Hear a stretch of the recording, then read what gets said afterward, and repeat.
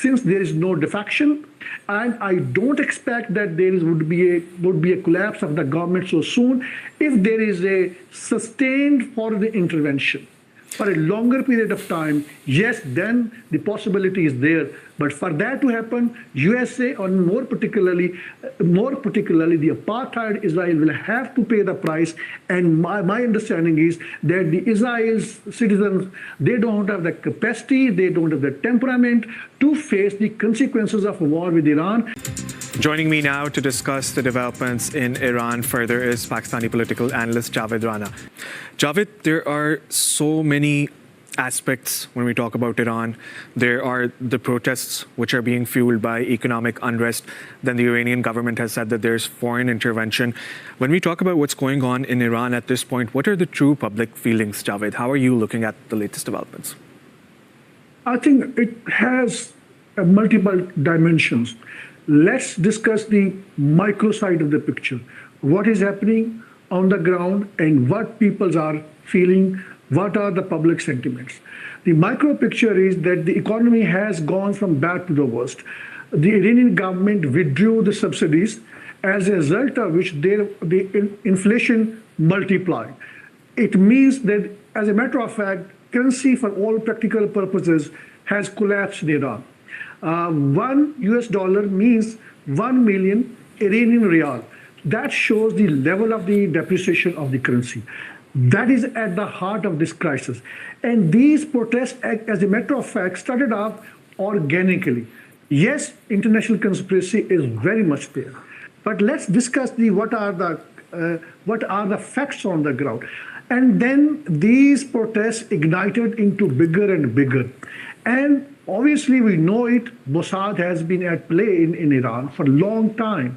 They have worked overnight. They have their setups. They were the one who had launched small drones inside Iran when there was a 11 days war between Iran and apartheid Israel. So their infrastructure, their intelligence network, their communication setup has already been there. So now these protests have spread at least up to almost in every province of Iran. There are 31 provinces of Iran, and everywhere these protests are. People are, if we put them together from all the cities, could possibly be in hundreds and thousands. Now these protests have gone violent. Iranian government has been saying, and it makes a lot of sense, that there are people, violent people, Reuters, who are putting the buildings on fire, and they are also putting the mosque on fire. Now, to me, it doesn't make sense that any Iranian Muslim would put mosque on fire. It means there are elements inside these protesters who are trying to ignite these protests as big as possible. So you have to see that bigger picture. The conspiracy is in place, and now we have seen a lot of threats coming from the Donald Trump. He's been saying that they are locked and loaded, which means they are ready to fire at Iran. Let's see what happens in terms of foreign intervention. But the economy, coming back to the economy, I think Iranian export has been 112 billion US dollar. That's the statistics of the last year. That shows that the Iranian exports are not as bad as one would like to say, because Iranian economy, yes, has been in shambles. Its 90% exports has been of oil and gas, and China has been the biggest recipients of the Iranian exports. And then now, nonetheless, the economy is in bad shape. The unemployment is actually more than 20%. And then the real inflation is 70%, though officially they are saying it is 42%.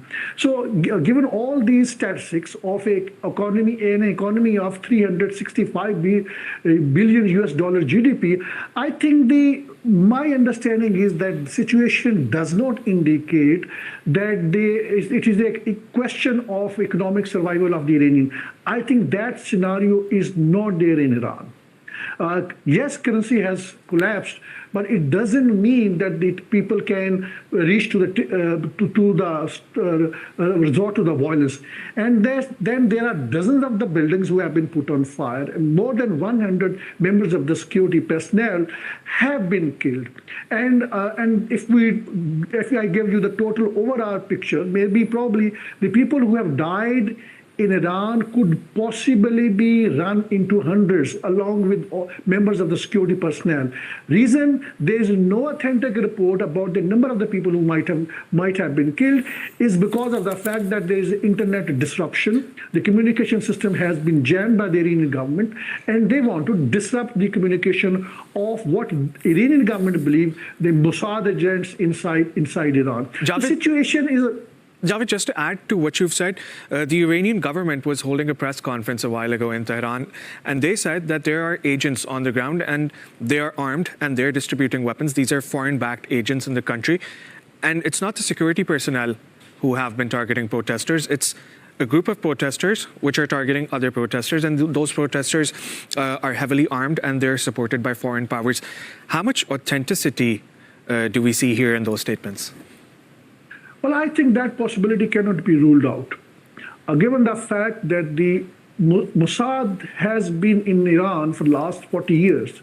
It has been operating from Azerbaijan, and the part of the problem there has been tension in the past between Iran and Azerbaijan is because of the fact that Mossad agents have been crossing from Azerbaijan to the Iranian borders, and we know it that many Iranian scientists have been killed, and many political figures of Iran have been assassinated, and Mossad was behind it. So I think that what Iranian government is saying, it makes a lot of sense.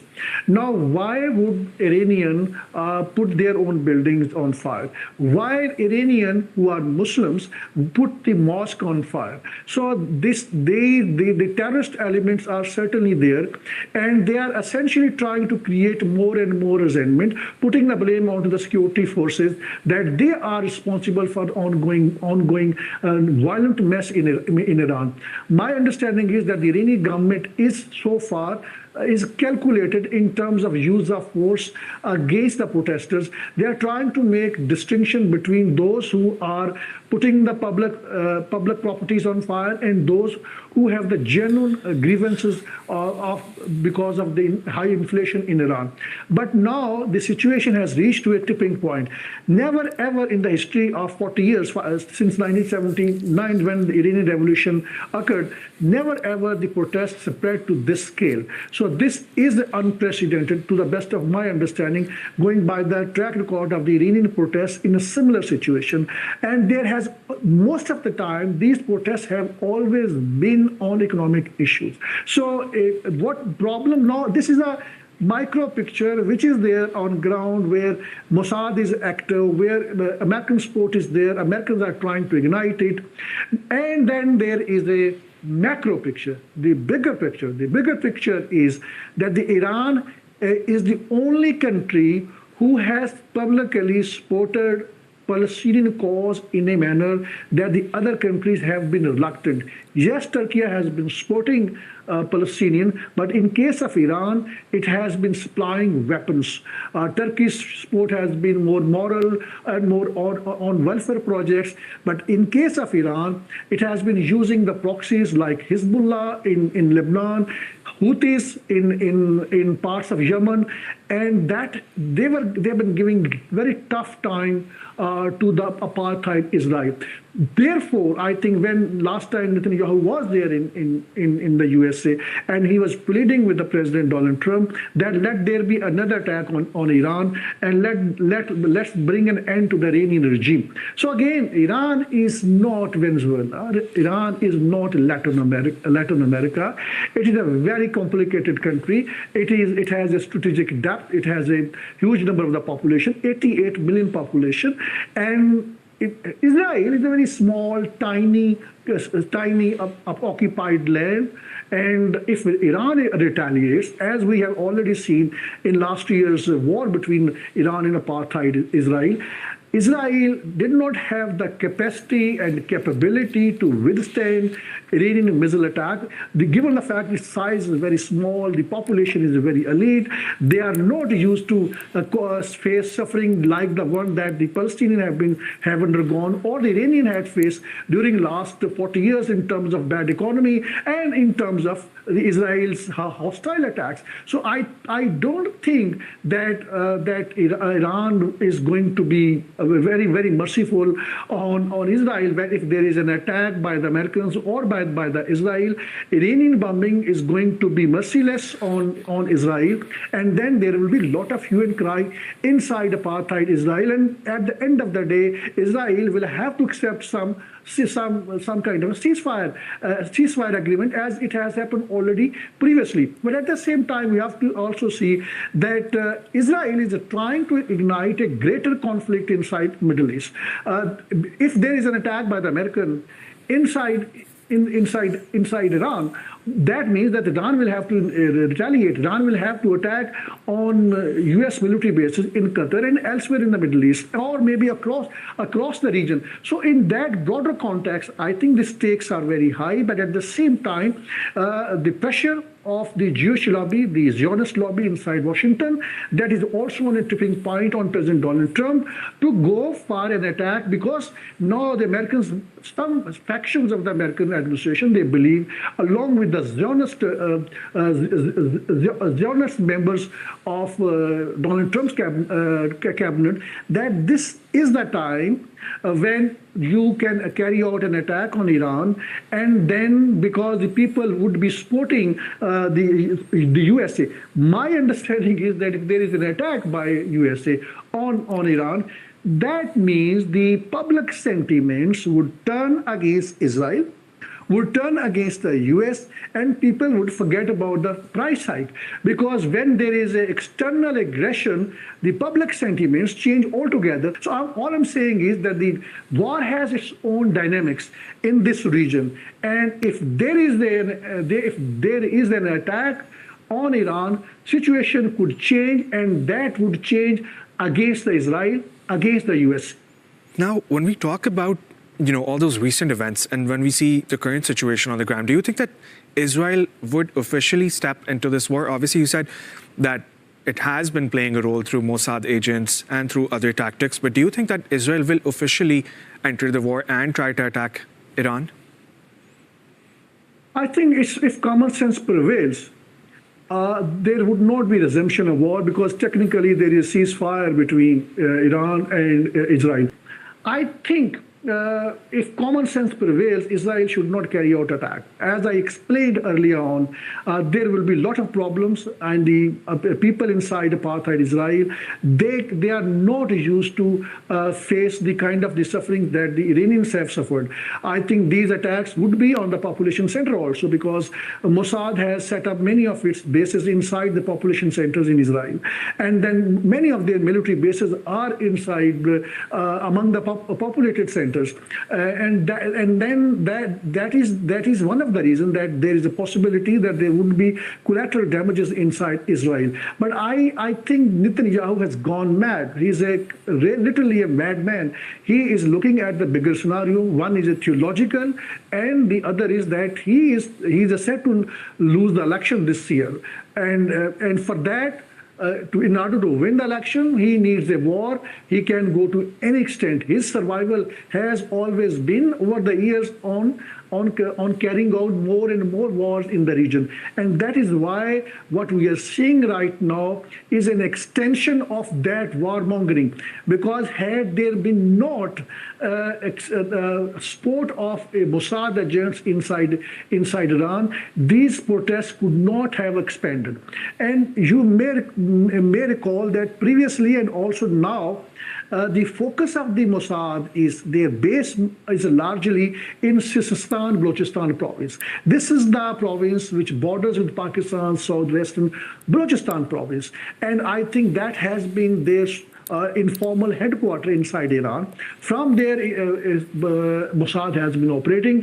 Partly, there are separatist sentiments inside Sistan, Balochistan province, and partly, if God forbid, if Iran if Iranian government falls, next target is going to be causing unrest inside Pakistan's Balochistan province, where Indian-sponsored insurgency has always been there. So all I'm saying is that this war is not going to confine itself to the Iran. Once Iranian government falls, and then I think there will be more problems for the Turkey, more problems for Pakistan, because Israel simply does not want any Muslim nation to be powerful enough militarily to confront apartheid Israel. And many analysts in Tel Aviv, they believe that the real problem is not Iran, the real problem is Turkey. Because Turkey is a very refined, very sophisticated state, and it has been giving it a very tough time to apartheid Israel in a manner that is not very much noticeable in terms of Turkey's diplomacy, in terms of Turkey's outreach, particularly in Syria. That is becoming a lot of problematic for the apartheid Israel. So Iran, therefore, I think all eyes are on Iran. What is going to happen? How things are going to unfold in days to come? But again, this is a precarious situation. But let me also explain that there are certain dynamics and standards of a collapse of a government. I don't see that happening. There is no defection within the ranks and files of Iranian military, within the ranks and file of Iranian Revolutionary Guards, or within the ranks and files of the police of Iran. So since there is no defection, and I don't expect that there would be a collapse of the government so soon, if there is a sustained foreign intervention for a longer period of time, yes, then the possibility is there. But for that to happen, USA, or more particularly the apartheid Israel, will have to pay the price. And my understanding is that the Israel's citizens, they don't have the capacity, they don't have the temperament to face the consequences of war with Iran, and they would flee away from Israel. Javed, there's one individual who has been calling for regime change, and that's Reza Pahlavi. And in 1979, we saw the overthrow of the dynasty, and then the Islamic Revolution began in 1979. Now, I was watching his statements, his latest statements, and he has been calling for regime change, and he has specifically said that Ayatollah Ali Khamenei has to leave. So when we look at Reza Pahlavi and the dimensions surrounding his current situation, obviously he's living in exile in the United States, but we have been seeing many factions of protesters who have been calling on him to return to the country. Do you think that he has genuine support in Iran at this point? I think it's questionable that he has a genuine support inside Iran. You and me and so many other of our colleagues have been into this media business for decades.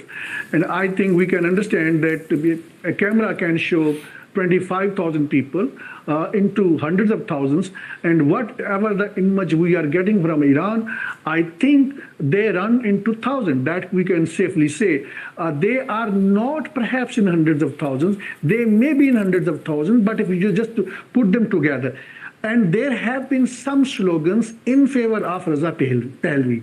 Now, these images are showing that perhaps there is a lot of support for Reza Pahlavi. I think that is not the case. Reza Pahlavi has never been to Iran. He fled from Iran in the very childhood. His reputation is of a playboy.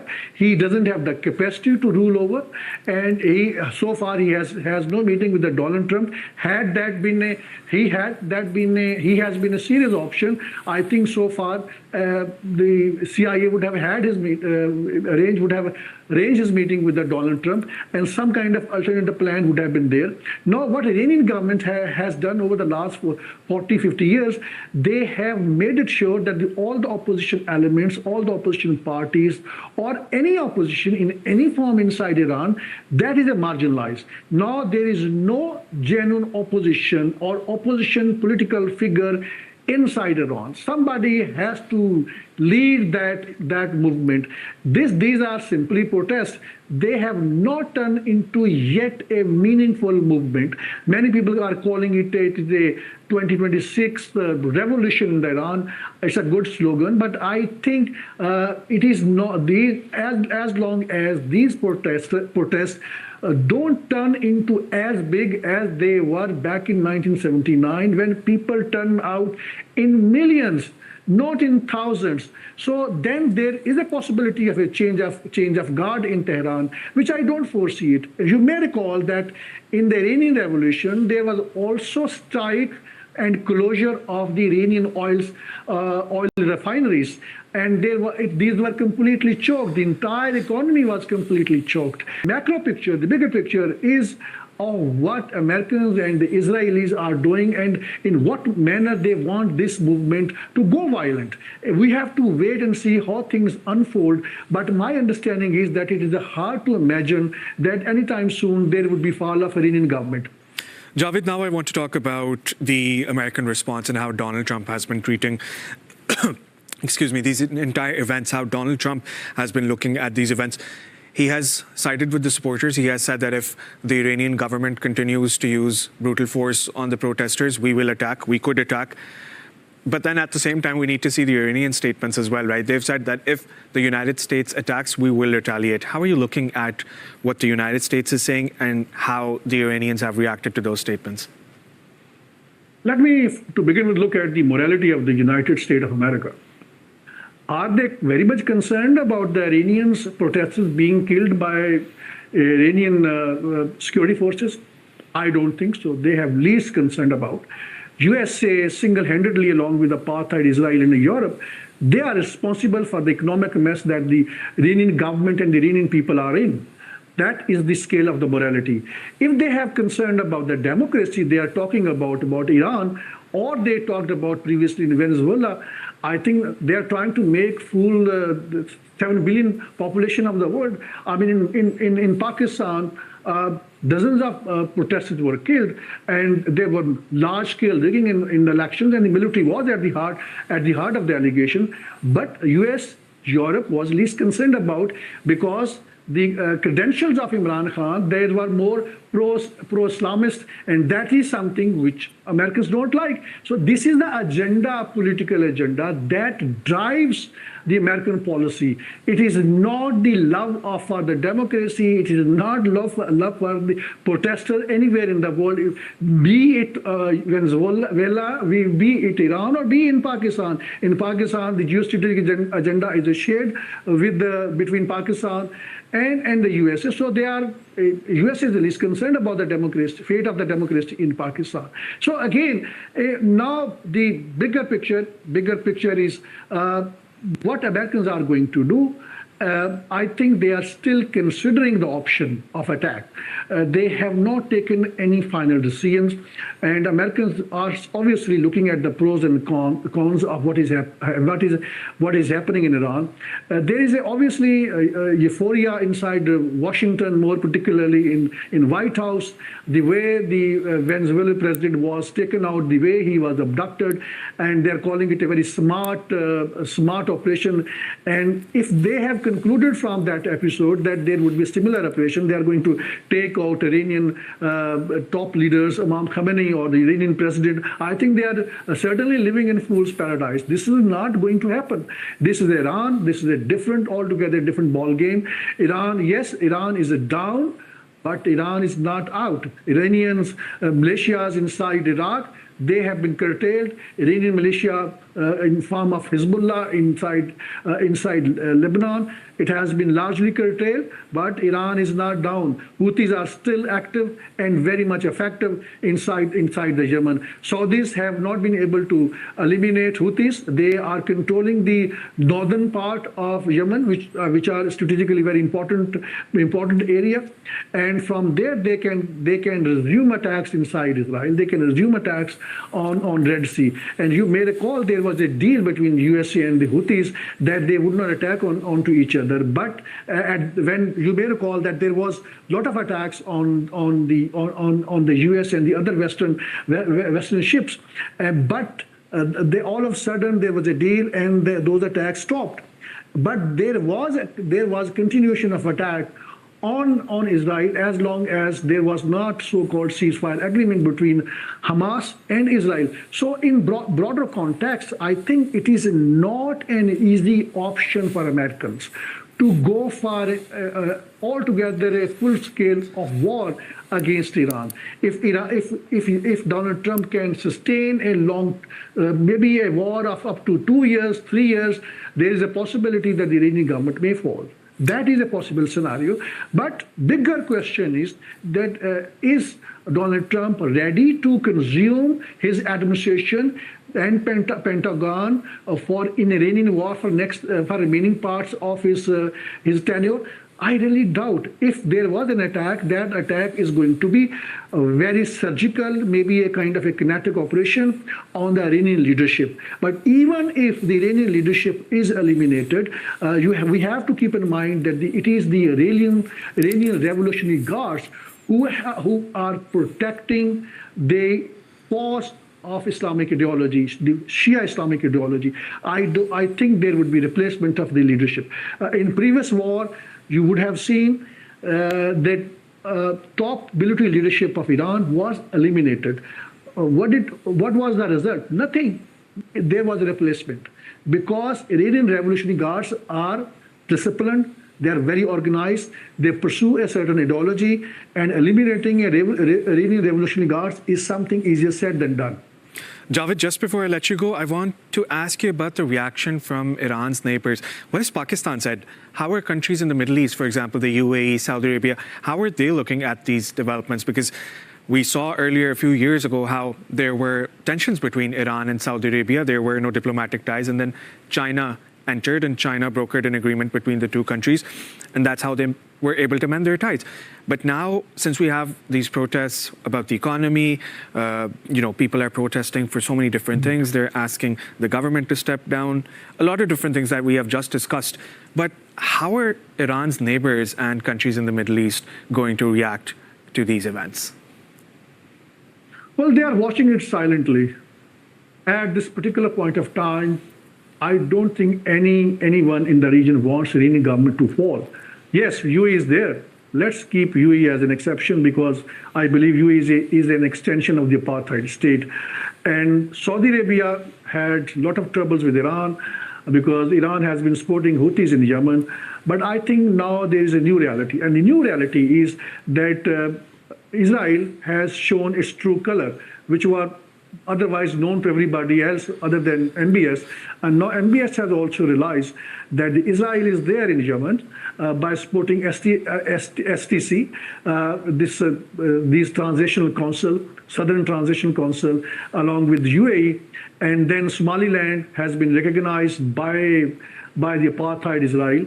And that is where Saudi Arabia feels that Israel is trying to encircle Saudi Arabia, and Israel has a plan to divide Saudi Arabia into five states.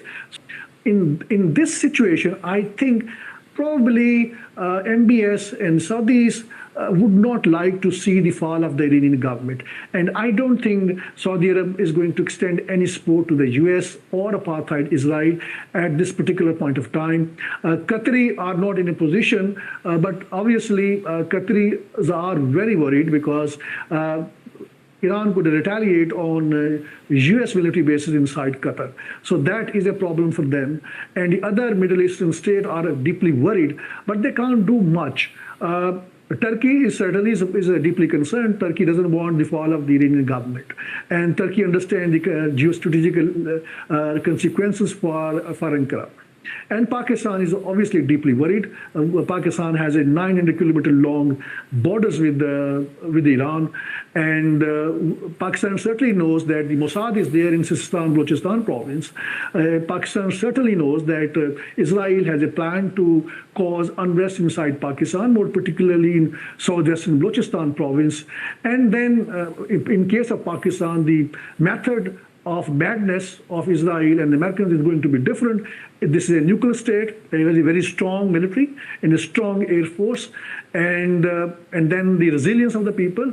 People may be divided on the political considerations, but when it comes to the foreign enemy, Pakistani people have the capacity to get themselves united, and Pakistanis know. Public at least know that Israel is enemy of Pakistan, and Pakistan has already seen its results in May last year's war with India, when Israeli military help was there, Israeli weapons were there, Israeli advisors were there inside India fighting against Pakistan. So in a broader context, everybody is upset. Chinese are very upset because Chinese are going to lose a lot, because China was getting a lot of oil from Venezuela, and now all the oil refineries have been taken over by the Americans, and Iran is one of the leading source of the fuel that China has been getting, and certainly China would not like to fall off the Iranian government.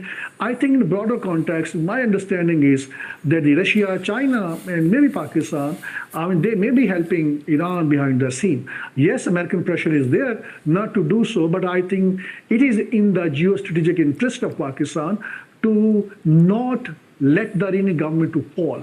That should be the priority of a Pakistani government, and more particularly Pakistani military, which has been calling shots in foreign policy related issues.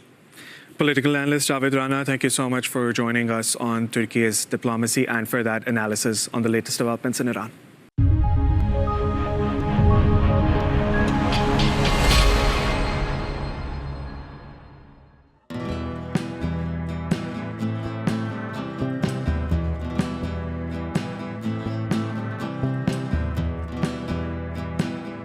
The growing tide of anti-Israel sentiments. What you see behind me is just tip of the iceberg of what is happening in the country. More than half of $52 billion black CIA budget is spent on espionage network in Pakistan. How would you handle it? The US has looked upon Pakistan as an ally at one point and then as an enemy at the same time. That is going to be the first legal reason on the basis of which he is going to be instantly ousted by the Supreme Court of Pakistan. Joining us live, Javed Rana, who's an expert on politics and geostrategic issues. In the world politics, which is not being driven by any moral principle, it is being driven by the hard geostrategic realities. In a broader picture, more countries would aspire to have nuclear weapons.